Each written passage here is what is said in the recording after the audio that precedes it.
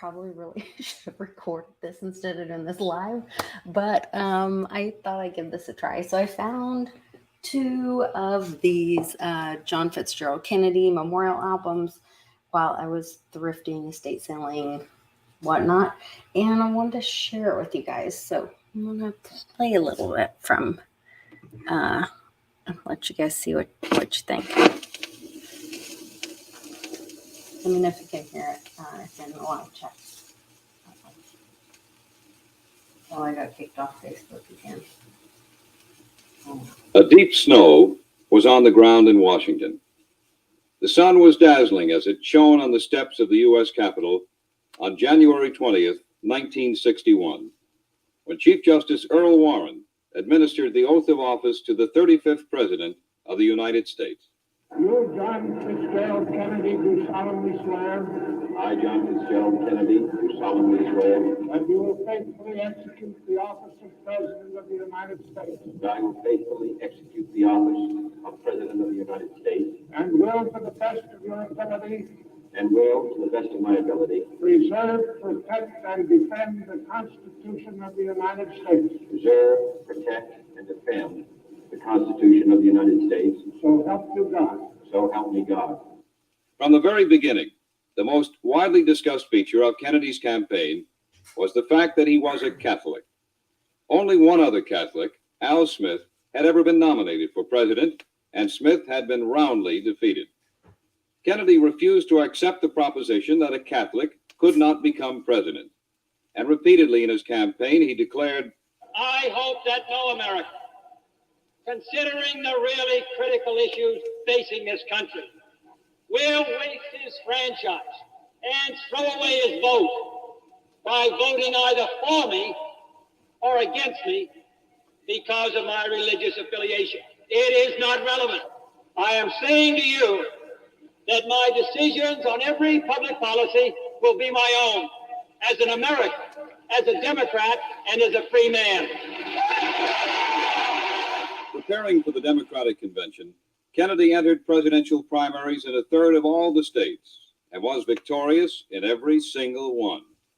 Nominated on the first ballot in Los Angeles, Kennedy's acceptance speech set the guiding theme of his national leadership. We stand today on the edge of a new frontier, the frontier of the 1960s, the frontier of unknown opportunities and perils, the frontier of unfilled hopes and unfilled threats. Woodrow Wilson's New Freedom promised our nation a new political and economic framework. Franklin Roosevelt's New Deal promised security and succor to those in need. But the new frontier of which I speak is not a set of promises. It is a set of challenges. It sums up not what I intend to offer to the American people, but what I intend to ask of them.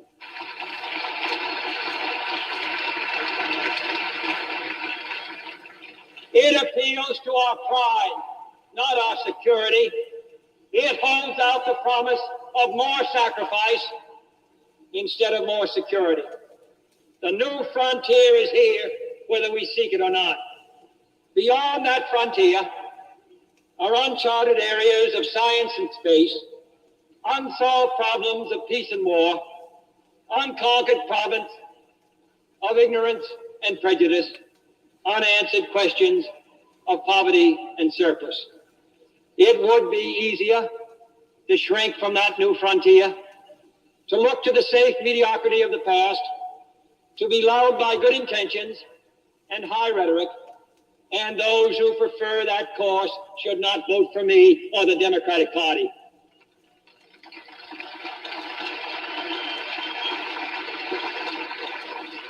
But I believe that the times require imagination and courage and perseverance. I'm asking each of you to be pioneers towards that new frontier. My call is to the young in heart, regardless of age, to the stout in spirit, regardless of party, to all who respond to the scriptural call, be strong and of good courage, be not afraid, neither be dismayed. For courage, not complacency, is our need today. Leadership, not salesmanship. And the only valid test of leadership is the ability to lead and lead vigorously. Just as anxious to lead vigorously was another member of the same young political generation, the far better known Republican candidate for president, Vice President Richard Nixon. Nixon was originally considered a slight favorite in the race, but in the summer of 1960, the Eisenhower administration, and hence Nixon, lost considerable prestige as a result of the U-2 incident and a sudden rise in Cold War tension. The Republican administration was also damaged politically by a business recession, which Kennedy suggested he could do more about than Nixon. But perhaps the most decisive factor in providing Kennedy with his margin for victory was the development of an altogether new factor in American political campaigns: the broadcast debate. In 5 debates with Nixon, heard by the biggest radio TV audiences in history, Kennedy displayed a detailed grasp of national and foreign affairs, of personal self-confidence, and a quick wit under fire which gave him a decided advantage.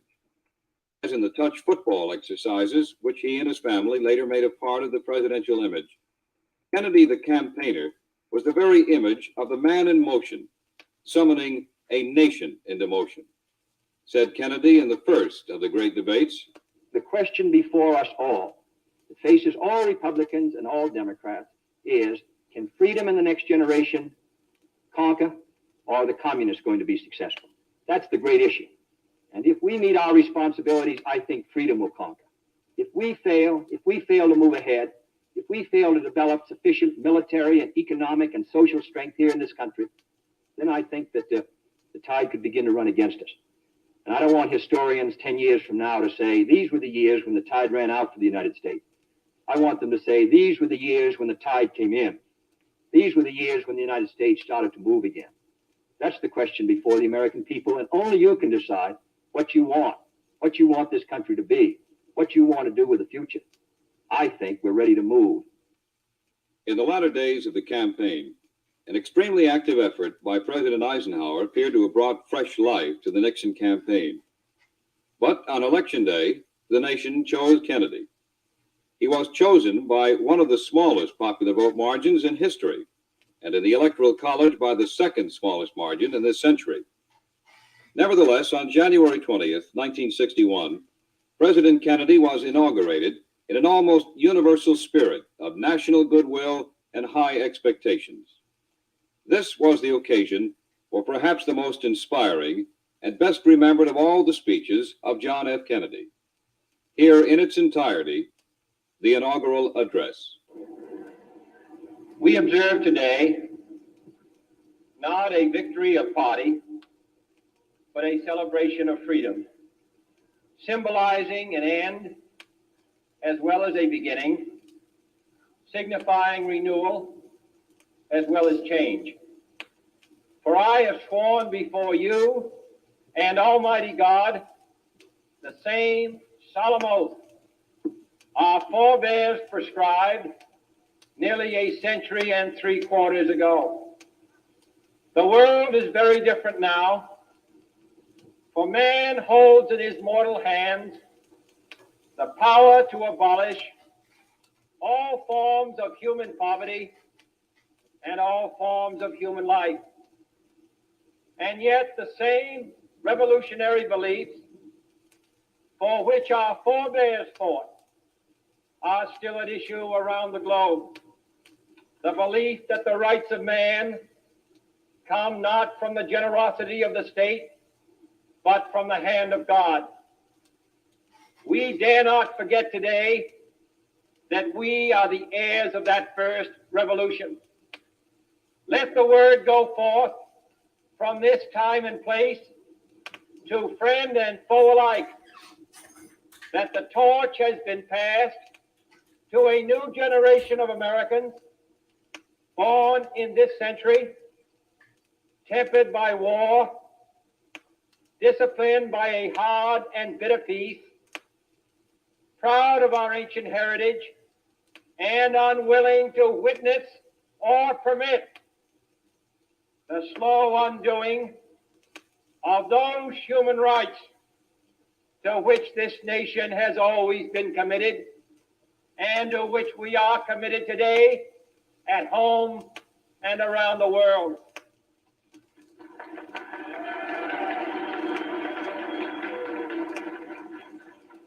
Let every nation know, whether it wishes us well or ill, that we shall pay any price, bear any burden, meet any hardship, support any friend, oppose any foe to assure the survival and the success of liberty.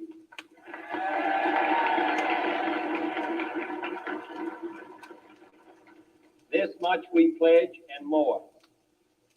To those old allies whose cultural and spiritual origins we share, we pledge the loyalty of faithful friends.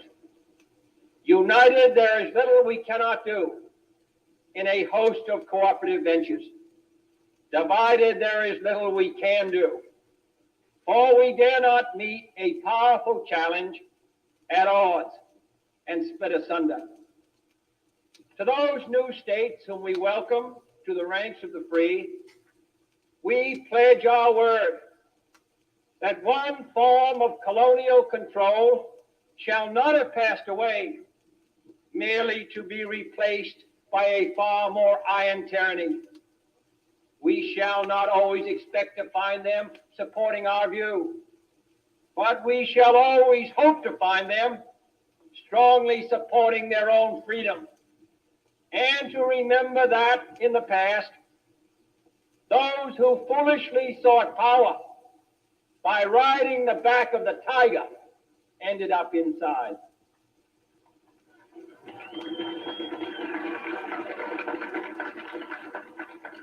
To those people in the huts and villages of half the globe struggling to break the bonds of mass misery, we pledge our best efforts to help them help themselves for whatever period is required, not because the communists may be doing it, not because we seek their votes, but because it is right. If a free society cannot help the many who are poor, it cannot save the few who are rich.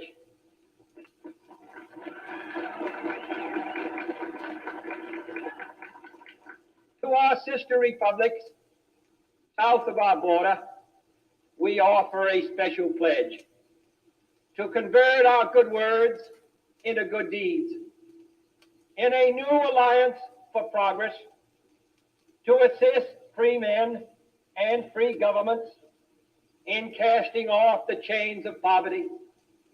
But this peaceful revolution of hope cannot become the prey of hostile powers. Let all our neighbors know that we shall join with them to oppose aggression or subversion anywhere in the Americas. And let every other power know that this hemisphere intends to remain the master of its own house.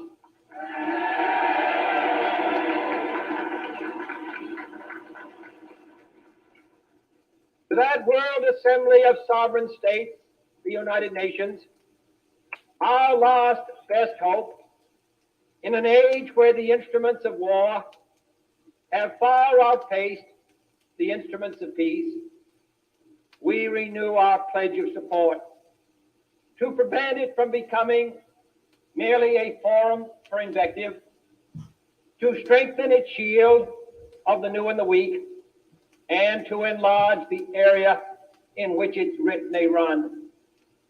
Finally, to those nations who would make themselves our adversary, we offer not a pledge, but a request that both sides begin anew the quest for peace. Before the dark powers of destruction, unleashed by science, engulf all humanity in planned or accidental self-destruction, we dare not tempt them with weakness, For only when our arms are sufficient beyond doubt can we be certain beyond doubt that they will never be employed. But neither can two great and powerful groups of nations take comfort from our present course, both sides overburdened by the cost of modern weapons, both rightly alarmed by the steady spread of the deadly atom, yet both racing to alter that uncertain balance of terror that stays the hand of mankind's final war. So let us begin anew, remembering on both sides that civility is not a sign of weakness, and sincerity is always subject to proof. Let us never negotiate out of fear, but let us never fear to negotiate.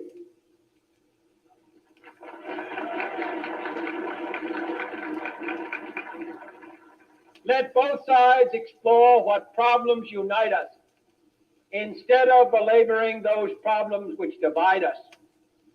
Let both sides, for the first time, formulate serious and precise proposals for the inspection and control of arms, and bring the absolute power to destroy other nations under the absolute control of all nations.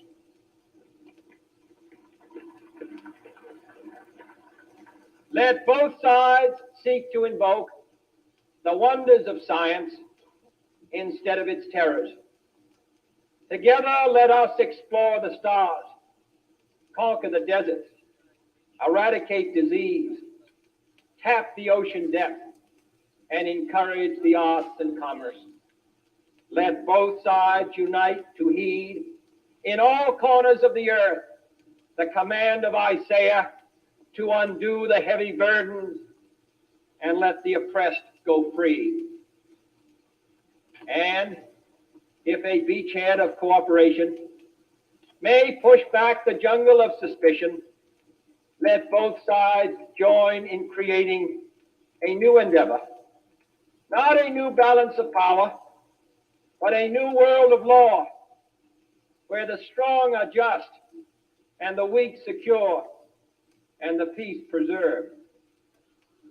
All this will not be finished in the first 100 days, nor will it be finished in the first 1,000 days, nor in the life of this administration, nor even perhaps in our lifetime on this planet. But let us begin.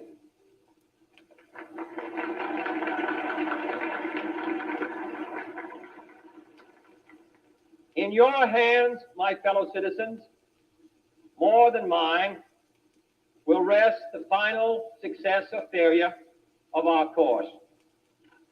Since this country was founded, each generation of Americans has been summoned to give testimony to its national loyalty.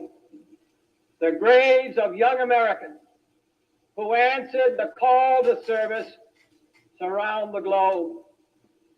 Now the trumpet summons us again, not as a call to bear arms, though arms we need, not as a call to battle, though in battle we are, but a call to bear the burden of a long twilight struggle, year in and year out, rejoicing in hope, patient in tribulation, a struggle against the common enemies of man, tyranny, poverty, disease, and war itself.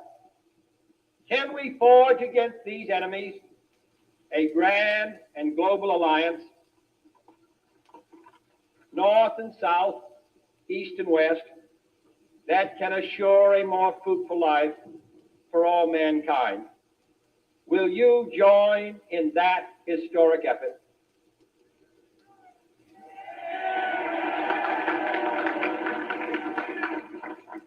In the long history of the world, only a few generations have been granted the role of defending freedom in its hour of maximum danger. I do not shrink from this responsibility. I welcome it.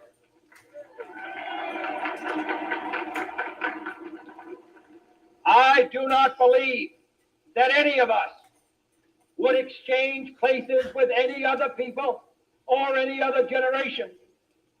The energy, the faith, the devotion which we bring to this endeavor will light our country and all who serve it. And the glow from that fire can truly light the world.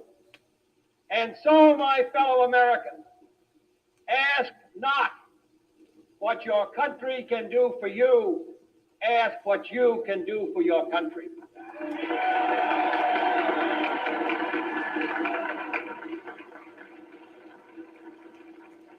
My fellow citizens of the world, ask not what America will do for you, but what together we can do for the freedom of man.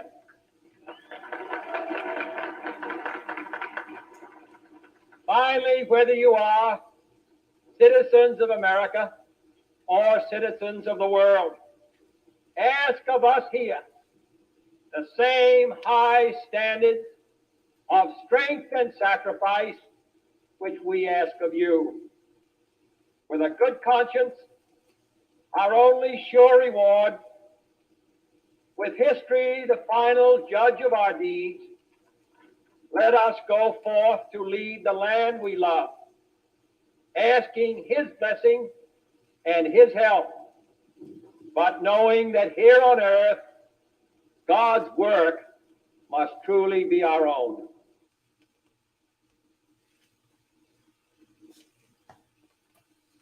Okay, I think that's side A. Let me see if I do this right. And then I'll do side B. It's already recording. I'm live. So my husband doesn't understand how this works, so you may hear him banging around a little bit.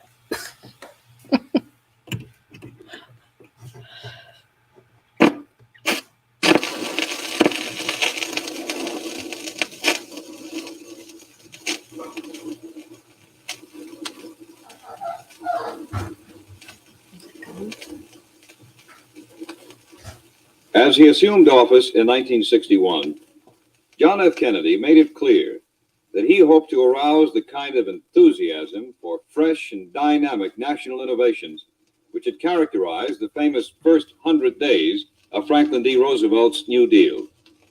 An able, young, and imaginative administrative team arrived in Washington with their able, young, and imaginative president. All came with a great variety of new ideas. But from the very beginning, the domestic concerns of the nation were thrust in the background as the new administration was forced to meet an almost endless succession of fresh emergencies abroad. Shortly after President Kennedy took office, he had to make a decision about an invasion of communist Cuba by anti-Castro exiles. The invasion had been under preparation since before he became president. The puzzle of Kennedy's decision and his execution of it will be discussed by historians for years to come. The vital question, after deciding to go ahead at all, was whether to give the mere battalion of exiles active support by the air and naval forces of the United States itself. Kennedy elected not to permit U.S. air or naval support. The invasion, whatever might have been its fate otherwise, was thereby doomed. If Cuba, in the first year of the Kennedy administration, represented a country already committed in the most frustrating way to communism, other countries, still free throughout the world, were facing heavy communist pressure. Crises in Laos and Vietnam, in the Congo, and in the narrow waters dividing Red China from the nationalist stronghold on Formosa continually engaged Kennedy's attention and required his continual vigilance and ingenuity. But throughout his administration, the most hazardous emergencies repeatedly arose in West Berlin. Confronted in the summer of 1961 with a Russian ultimatum to evacuate Western troops, Kennedy flatly refused. In a major address to the nation, he called for a great strengthening of the nation's conventional armed forces in Europe and elsewhere. said the president. We face a challenge in Berlin, but there is also a challenge in Southeast Asia, where the borders are less guarded, the enemy harder to find, and the dangers of communism less apparent to those who have so little. I hear it said that West Berlin is militarily untenable, and so was Bastogne, and so in fact was Stalingrad. Any dangerous spot is tenable if men, brave men, will make it so. We seek peace, but we shall not surrender. 3 times in my lifetime, our country and Europe have been involved in major wars. In each case, serious misjudgments were made on both sides of the intentions of others, which brought about great devastation. Now, in the thermonuclear age, any misjudgment on either side about the intentions of the other could rain more devastation in several hours than has been wrought in all the wars of human history. I know that sometimes we get impatient. We wish for some immediate action that would end our perils. But I must tell you that there is no quick and easy solution. The communists control over 1 billion people, and they recognize that if we should fall, their success would be imminent. We must look to long days ahead, which, if we are courageous and persevering, can bring us what we all desire. In meeting my responsibilities in these coming months as president, I need your goodwill and your support, and above all, your prayers. Kennedy's firm stand on Berlin in the first year of office ended for the remainder of his administration any major effort by the Soviet Union to force the Western powers out of their sector of Berlin. In 1962, however, the communist regime in East Germany succeeded without any effective U.S. opposition in erecting a wall which sealed off West Berlin from the communist sector and became an international symbol of the closed communist society. Early that year, Kennedy found time to engage in a domestic struggle. Through considerable pressure on the nation's steel union, the president managed to secure a wage settlement with the major steel companies, which involved an unusually small increase in pay. It was part of a program urged by the president to restrain inflation and had been coupled with a long-standing plea by the president to the steel companies to keep their prices stable. The ink was hardly dry on the union contract when the president of U.S. Steel, followed quickly by most other steel executives, announced a major price increase. The following day at a news conference, the president delivered what is generally regarded as the angriest statement he ever made in office. Simultaneous and identical actions of United States Steel and other leading steel corporations increasing steel prices by some $6 a ton constitute a wholly unjustifiable and irresponsible defiance of the public interest. In this serious hour in our nation's history, at a time when restraint and sacrifice are being asked of every citizen, the American people will find it hard, as I do, to accept a situation in which a tiny handful of steel executives whose pursuit of private power and profit exceeds their sense of public responsibility can show such utter contempt for the interests of 185 million Americans. Within a week, the steel industry responded by rolling back the announced increases. The president's action led to a long period of tension between the White House and the business community, a tension which gradually eased, but never quite returned to what it had been before the President of the United States and the President of United States Steel had their historic confrontation. The fall of 1962 brought the greatest of all the confrontations of the Kennedy administration. In October, the president received certain proof that the Soviet Union had established bases for nuclear missiles in Cuba. Addressing the nation on this occasion, he announced a naval blockade of the island, forcing ships carrying Russian arms to Cuba to return, and implied strongly that the United States would bomb and, if necessary, invade Cuba unless the missiles were withdrawn.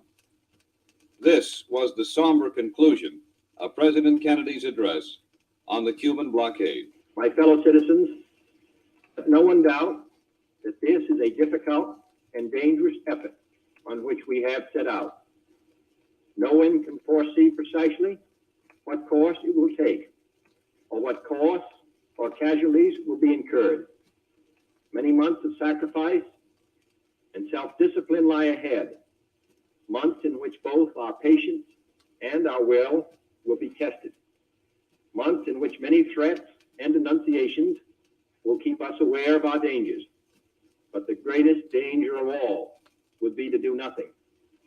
The path we have chosen for the present is full of hazards, as all paths are. But it is the one most consistent with our character and courage as a nation and our commitments around the world. The cost of freedom is always high, but Americans have always paid it. And one path we shall never choose, and that is the path of surrender or submission. Our goal is not the victory of might, but the vindication of right. Not peace at the expense of freedom, but both peace and freedom here in this hemisphere, and we hope around the world. God willing, that goal will be achieved. After a great deal of confusion in Moscow and of equally obvious resentment in Havana, the Soviet Union finally complied with a major part of President Kennedy's demand. Surprisingly, perhaps, the Soviet-American showdown over Cuba led to a period of relatively relaxed tension in the Cold War, and 1963 was the first year in which domestic events suddenly took priority in the minds of most Americans and President Kennedy, their national leader. In Birmingham, Alabama, Negroes, aroused to an unprecedented peak by a century of racial discrimination, began a series of demonstrations against the local and state governments. The situation quickly reached riot proportions as the governments of Birmingham and Alabama tried to quell these demonstrations with force. The year before, Mr. Kennedy, like President Eisenhower, had acted vigorously in a civil rights crisis by sending first federal marshals and finally federal troops into Oxford, Mississippi, to ensure the admission of a Negro student to the hitherto all-white campus of the University of Mississippi. As the campaign for the civil rights of Negro Americans reached national proportions, the president again used federal troops to force the integration of the University of Alabama. This was the occasion for perhaps his most important speech in office, a speech solemnly committing all the energies of the national government to the eradication of racial barriers in education, housing, jobs, and public places. It was the occasion, too, for the president to propose the strongest civil rights measure considered by Congress in nearly a century. Here in its entirety is that speech by President Kennedy. Following a series of threats and defiant statements, the presence of Alabama National Guardsmen was required on the University of Alabama to carry out the final and unequivocal order of the United States District Court of the Northern District of Alabama. That order called for the admission of two clearly qualified young Alabama residents who happened to have been born Negro. That they were admitted peacefully on the campus is due in good measure to the conduct of the students of the University of Alabama, who met their responsibilities in a constructive way. I hope that every American, regardless of where he lives, will stop and examine his conscience about this and other related incidents. This nation was founded by men of many nations and backgrounds. It was founded on the principle that all men are created equal, and that the rights of every man are diminished when the rights of one man are threatened. Today, we are committed to a worldwide struggle to promote and protect the rights of all who wish to be free.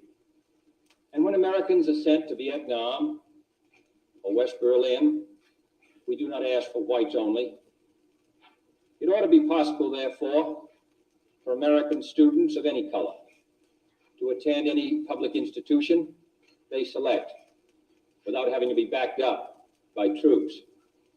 It ought to be possible for American consumers of any color to receive equal service in places of public accommodation, such as hotels and restaurants, and theaters and retail stores without being forced to resort to demonstrations in the street.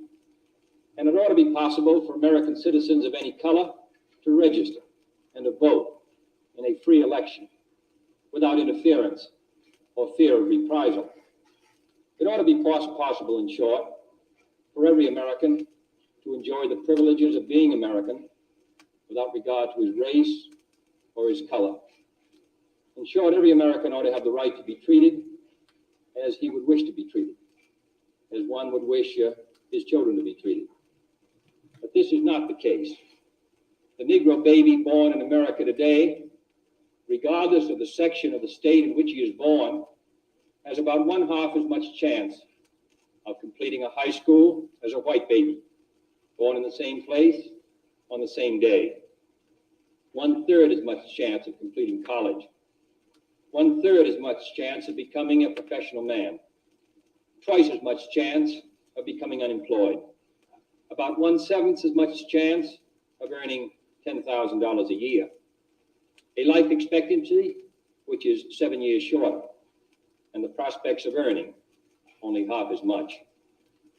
This is not a sectional issue. Difficulties over segregation and discrimination exist in every city, in every state of the Union, producing in many cities a rising tide of discontent that threatens the public safety. Nor is this a partisan issue.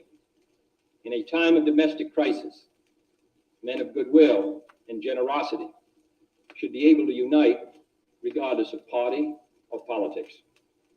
This is not even a legal or legislative issue alone.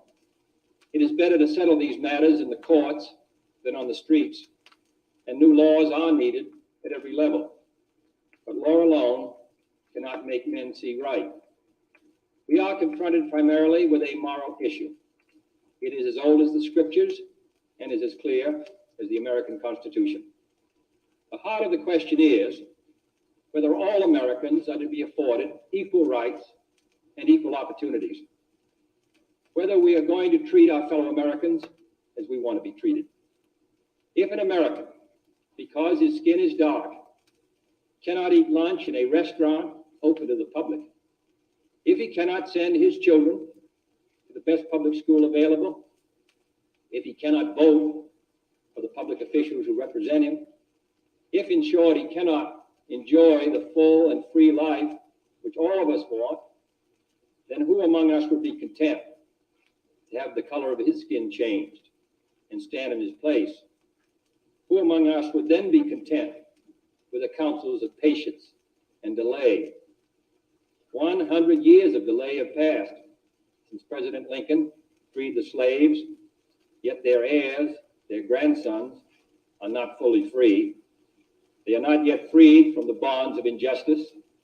They are not yet freed from social and economic oppression.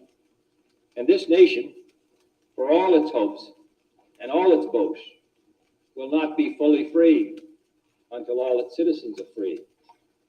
We preach freedom around the world, and we mean it. And we cherish our freedom here at home.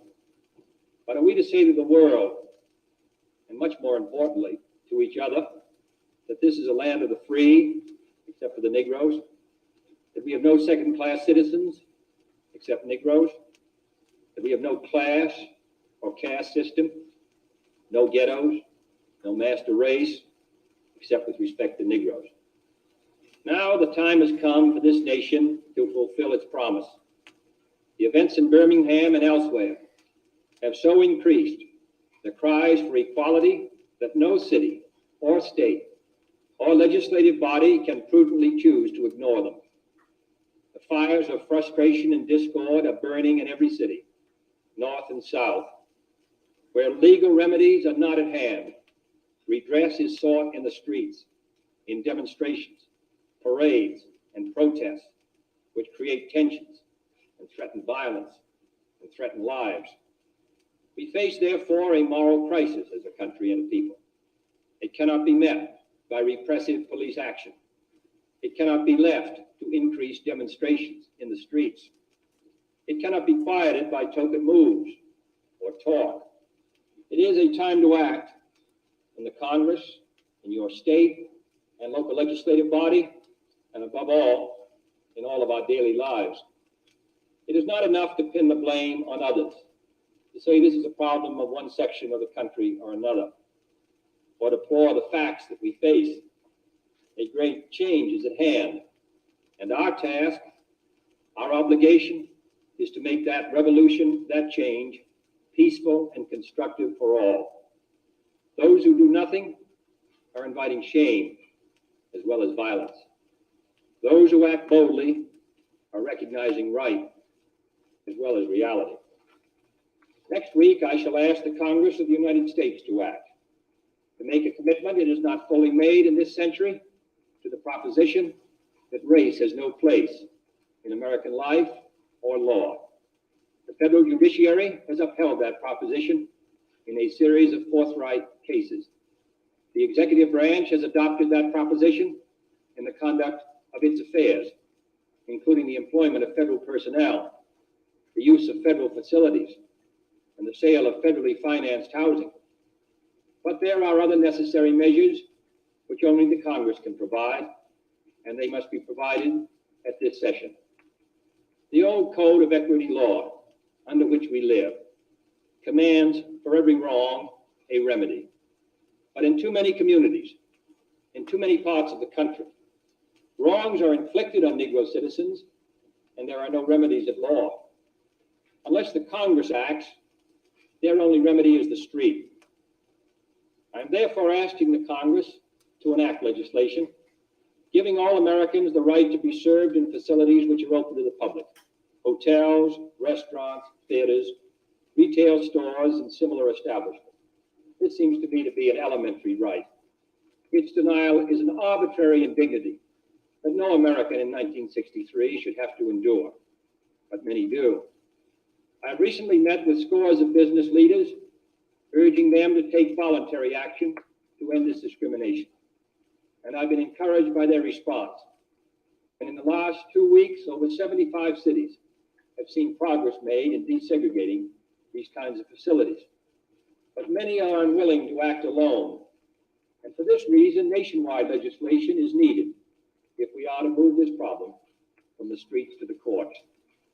I'm also asking Congress to authorize the federal government to participate more fully in lawsuits designed to end segregation in public education.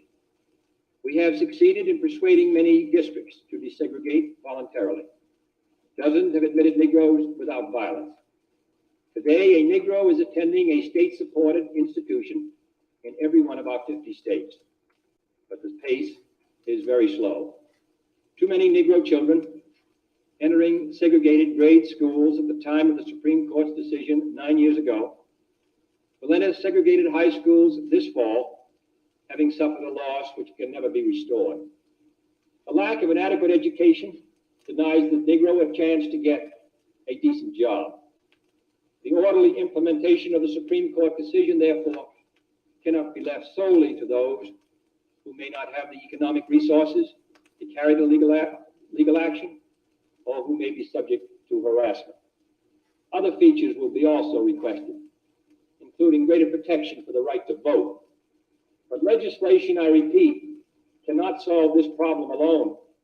It must be solved in the homes of every American, in every community across our country.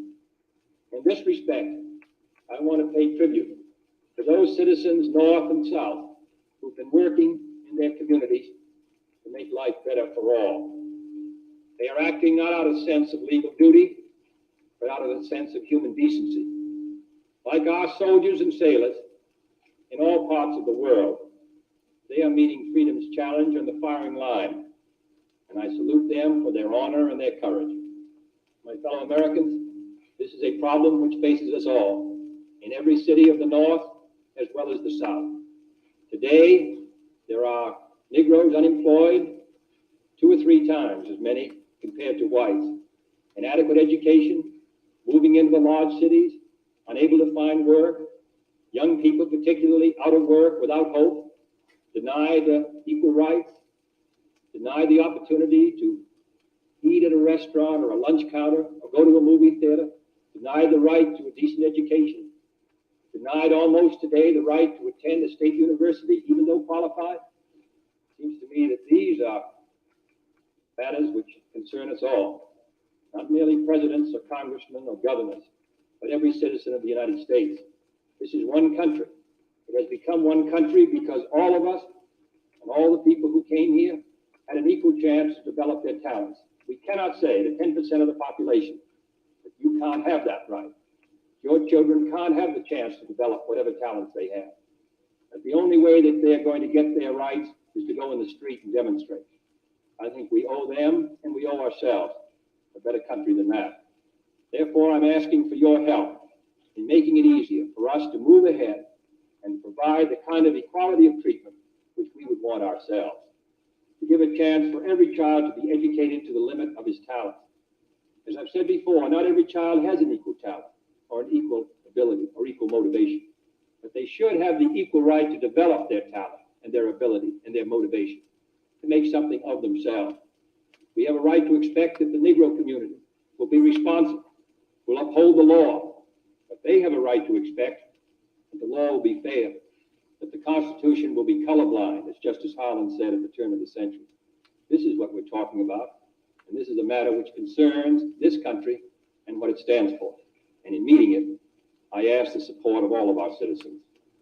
As the Kennedy administration was drawing so unwittingly to its close in the early fall of 1963, the civil rights crisis remained unresolved.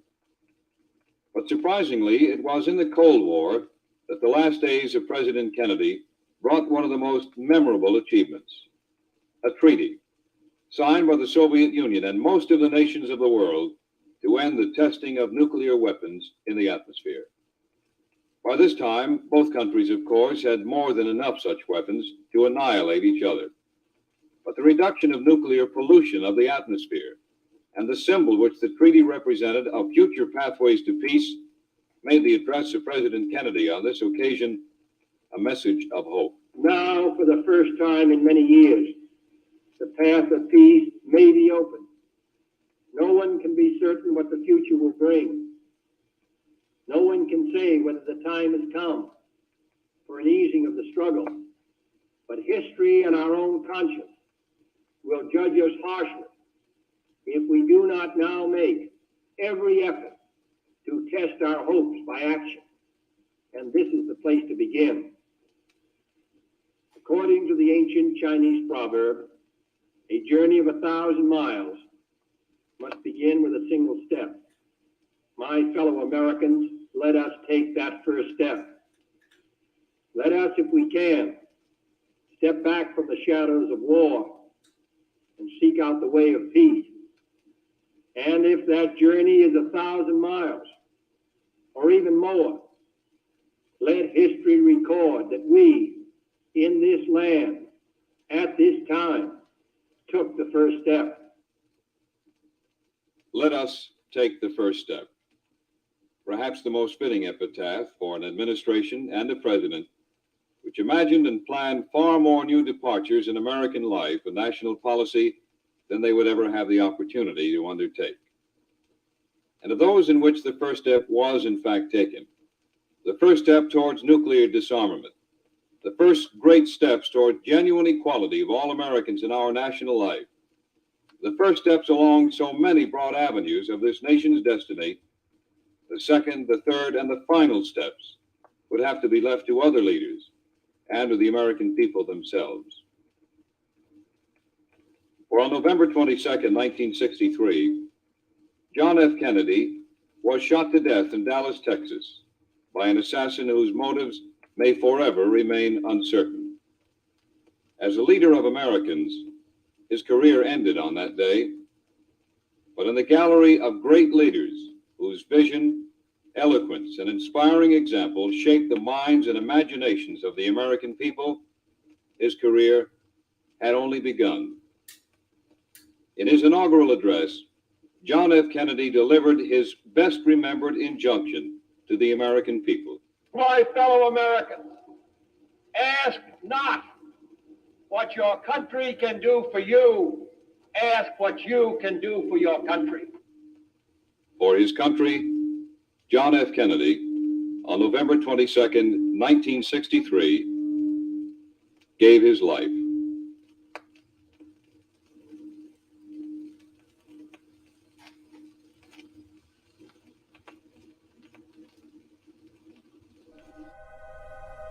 The very word secrecy is repugnant in a free and open society. And we are as a people, inherently and historically opposed to secret societies, to secret oaths, and secret proceedings.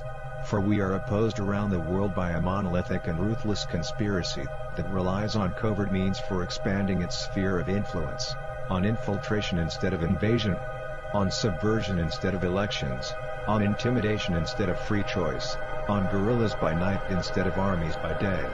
Its preparations are concealed, not published. Its mistakes are buried, not headlined. Its dissenters are silenced, not praised. No expenditure is questioned, no rumor is printed, no secret is revealed.